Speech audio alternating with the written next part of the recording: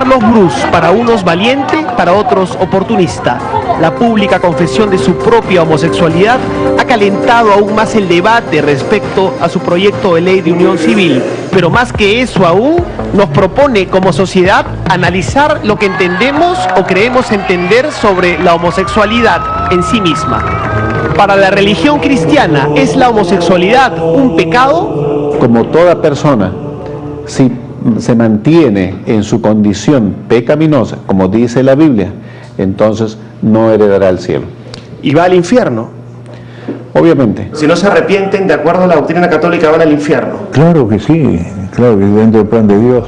Para la ciencia, ¿es la homosexualidad una enfermedad que se puede curar? Soy un testimonio caminante del poder de Dios, del cambio transformador del Señor, lo que Él hizo en mi vida. Porque un homosexual por sí solo jamás va a cambiar, para ellos esto es locura. No se puede curar a un homosexual. No, porque no es una enfermedad, se curan las enfermedades. A continuación, dos aproximaciones a un controversial tema que todavía polariza y divide a los peruanos, y tomando en cuenta que si bien el Perú, de acuerdo a la Constitución, tiene un Estado laico, es también un país en donde la religión ostenta un rol aún crucial entre nosotros.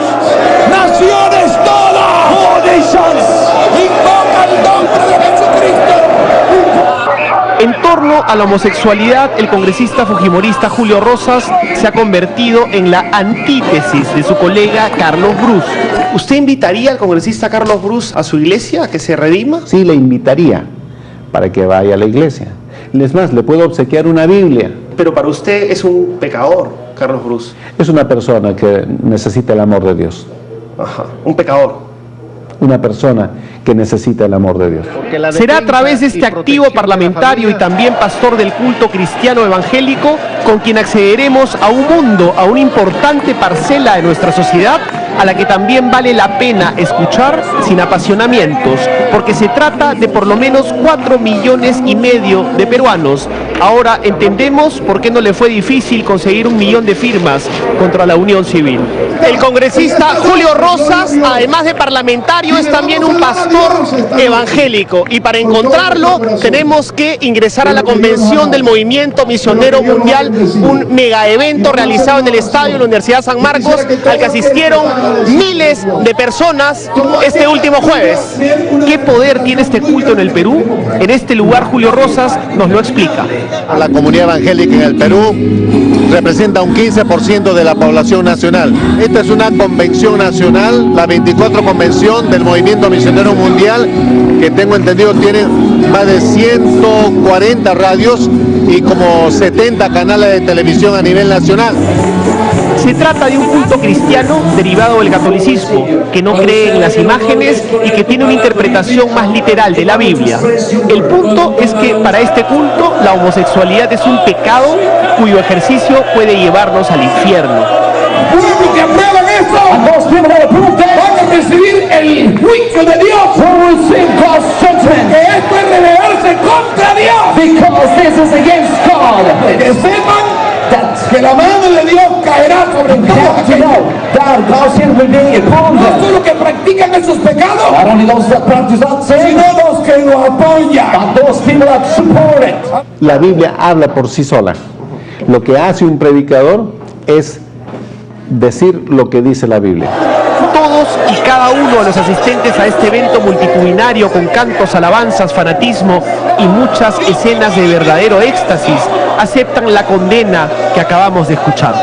Eso es la reacción de familia descarriada. Los homosexuales no entrarán al reino de los cielos. Si ellos entregan su vida a Dios, ellos pueden ser cambiados solamente por el poder de Cristo. Tuvo que ser ya en la tranquilidad de su despacho parlamentario, donde Julio Rosas nos explicó por qué es que la homosexualidad, según su religión, es pecado. Bíblicamente, la homosexualidad es un pecado. ¿Qué significa que sea un pecado? Que no es agradable delante de Dios y hace daño a la misma persona, no es para su bien. ¿En qué parte de la Biblia se refiere concretamente a los homosexuales? Por favor, congresista, ilústrenos. Bueno, hay el pasaje que está puesto en los carteles de Lima. Dios dice, no te echarás con varón como con mujer porque es abominación. Está en Levítico 18:22. Es claro que la fuente de su postura es la Biblia, concretamente el Levítico, uno de los libros fundamentales del Antiguo Testamento. Pero también hay otras citas de Levítico que son bastante difíciles de comprender, ¿no? Por ejemplo, el que toque un cadáver y no se purifique debe ser eliminado de Israel. Si un hombre toma una mujer y a la madre, la mujer se les quemará a los tres. Es durísimo el Levítico, ¿no? En el tiempo que escribió Moisés, habían castigos, formas y normas. Eso corresponde entonces social y culturalmente a ese tiempo. Pero sin embargo hay principios que trascienden. ¿Cómo se sabe eso? Cuando un texto está en el Antiguo Testamento y luego encuentras que va al Nuevo Testamento, eso que está mostrando vigencia de lo que dice la palabra de Dios. Jesús, al establecer que el hombre dejará a su padre y a su madre y se unirá a su mujer, ¿qué está diciendo? Que el matrimonio, la unión natural entre dos personas son hombre y mujer. Para los evangélicos, la homosexualidad es un pecado que por medio de la intervención de Dios y su arrepentimiento, quienes la ejercitan se pueden redimir, tal cual ha pasado según ellos con muchos que ahora forman parte de su comunidad. ¿Qué instrucciones le da usted como congresista y pastor a una persona homosexual? Se le predica el mensaje del Evangelio, un mensaje transformador que da sentido y propósito, y se le hace un llamado, como a todo ser humano, a tener un encuentro con Dios. Se opera la redención y una persona comienza a darse cuenta cuál es el propósito para el cual Dios le ha creado. Pero tiene que arrepentirse. Obviamente. Ese es el punto, pero tiene que arrepentirse. Todo pecador, ¿de qué se arrepiente? De su naturaleza pecaminosa. Pero no es todo. El pastor y congresista Julio Rosas da a entender que la homosexualidad es una enfermedad y que en modo alguno es una condición genética. Puedo citarte, por ejemplo, a Francis Collins, el que dirigió el proyecto famoso del genoma humano. ¿Qué dice Francis Collins? No hay ni gen homosexual ni gen de Dios. O sea, el hombre ni nace homosexual ni nace religioso. En ambos casos se transforma en lo uno o en lo otro. Simon Levi, él dice, mis trabajos son usualmente presentados como prueba de que la homosexualidad se determina genéticamente, algo que es falso. Es muy importante saber esto de que no hay un gen gay. Nacemos hombre o mujer. ¿Considera usted que es una enfermedad ser gay? Yo estoy declarando lo que los científicos dicen. Para sustentar su posición, su fe, el congresista Rosas siempre ha exhibido en sus conferencias de prensa a una persona que según él es la prueba viviente de que con la intervención divina la homosexualidad se puede redimir. ¿No siente que lo están utilizando como exhibición? No. Primeramente yo no soy exhibición ni payaso de nadie. Yo diría que Fernando Ñaupari fue redimido por el poder de Dios. Nos ha enseñado que Dios nos creó varón y mujer. Más que un ejemplo, es una prueba de los hogares que no tienen a Cristo. El caso es bastante complejo.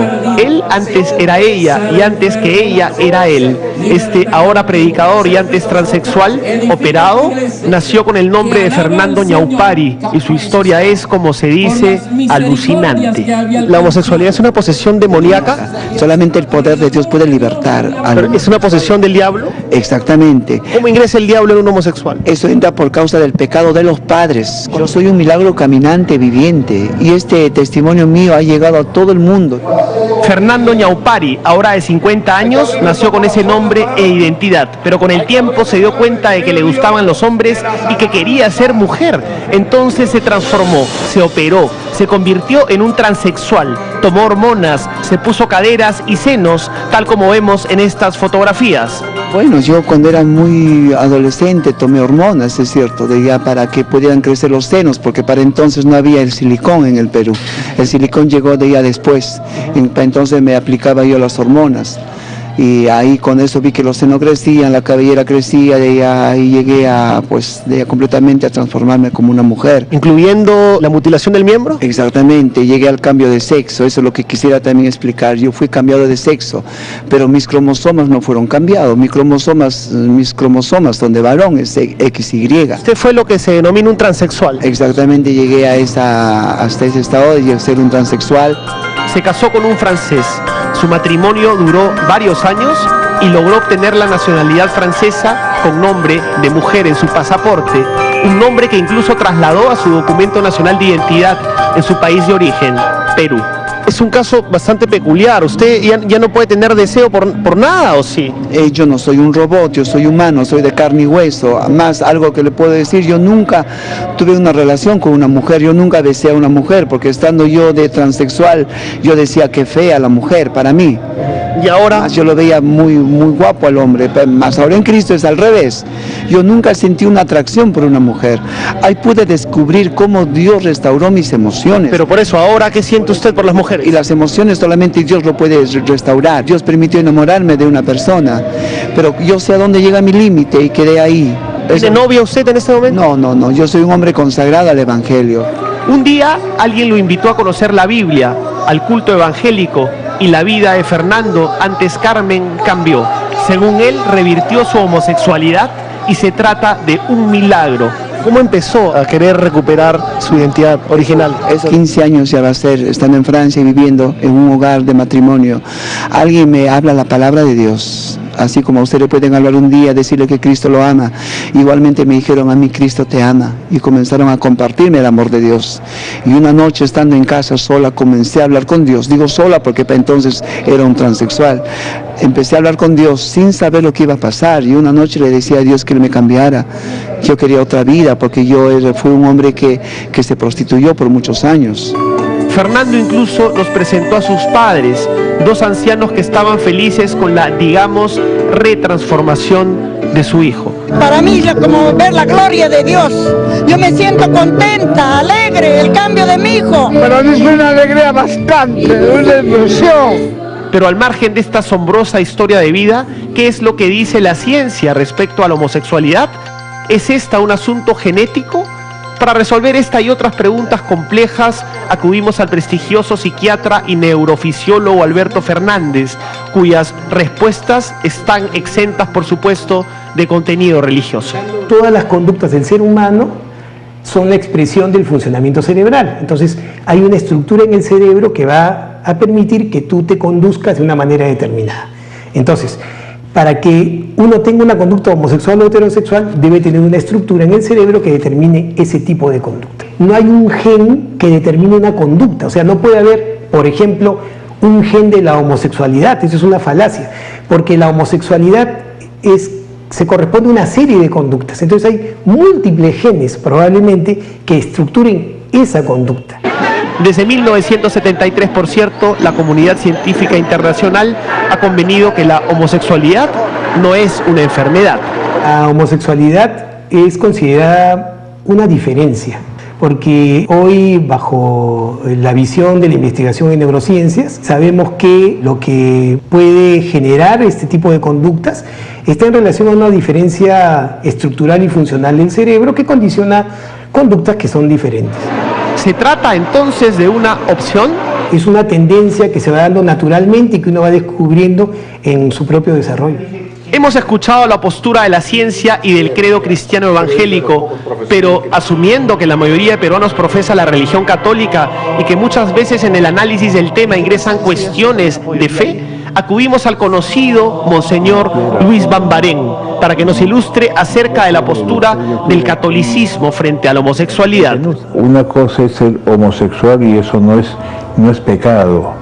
El ejercicio de la homosexualidad sí. Lo que pasa es que los evangélicos hablan de que las personas del mismo sexo que se casen van a ir al infierno. Bueno, puede ser que se vayan al infierno, pero para eso hay tiempo también.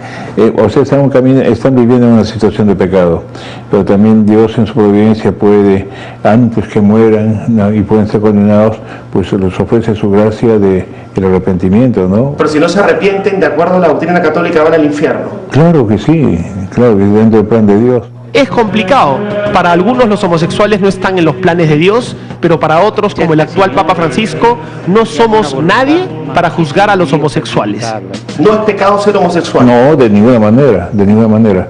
Otra cosa es ya la unión entre homosexuales, y ahí es igual que puede pasar que comienzan a vivir juntos sin estar casados un hombre y una mujer, simplemente conviven, ahí también estarían en una situación de pecado.